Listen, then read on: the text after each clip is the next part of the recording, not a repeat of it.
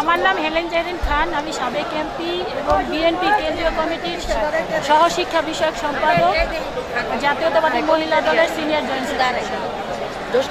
আজকে প্রতিষ্ঠাবার্ষিকী, 47তম প্রতিষ্ঠাবার্ষিকী। বিএনপির এই 47তম প্রতিটা প্রতিষ্ঠাবার্ষিকী অত্যন্ত গুরুত্বপূর্ণ, কারণ এই জাতীয়তাবাদী দলের প্রতিষ্ঠাতা হচ্ছেন শহীদ রাষ্ট্রপতি জিয়াউর রহমান, যিনি স্বাধীনতার ঘোষণা দিয়ে নিজে অস্ত্র হাতে যুদ্ধ করে দেশ স্বাধীন করেছেন। আমাদের প্রাণপ্রিয় নেত্রী, দেশনেত্রী বেগম খালেদা জিয়া এই মুক্তিযুদ্ধের সময় তিনি পাকিস্তানের হানাদার বাহিনীর কাছে বন্দী ছিলেন। আমাদের অ্যাক্টিং চেয়ারম্যান জনাব তারেক রহমান এবং শিশু আরাফাত রহমান কোকো ভাইটি সহ।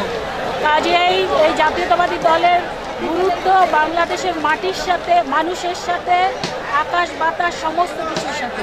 সেই কারণে জাতীয়তাবাদী দলের প্রতিষ্ঠা বার্ষিকী মানে এই বাংলাদেশের 18 কোটি মানুষের প্রতিষ্ঠা বার্ষিকী।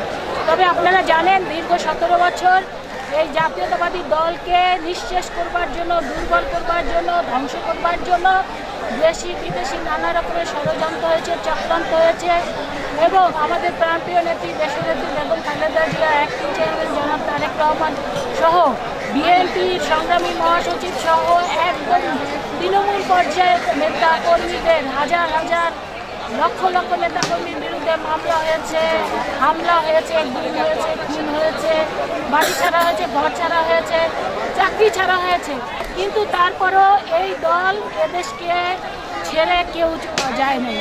কাজেই দীর্ঘ 17 বছরের আন্দোলনের মধ্যে দিয়ে আজকে তাদের যে কাঙ্ক্ষিত লক্ষ্য, সেটা হচ্ছে একটা অবাধ, সুষ্ঠু, নিরপেক্ষ নির্বাচনের মধ্যে দিয়ে বাংলাদেশে একটি গণতান্ত্রিক সরকার প্রতিষ্ঠিত হবে।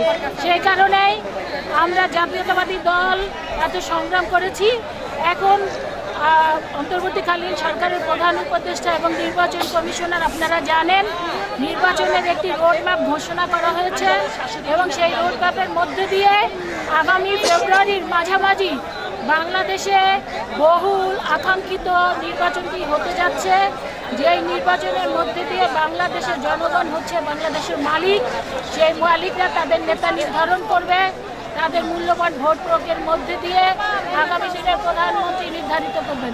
তবে আমাদের বিশ্বাস, জাতীয়তাবাদী দল এবং বিশেষ করে বাংলাদেশের মানুষ যদি একটি অবাধ, সুষ্ঠু, নিরপেক্ষ নির্বাচন দিতে পারে, তারা জাতীয়তাবাদী দলকে বিপুল ভোটে জয়যুক্ত করবে।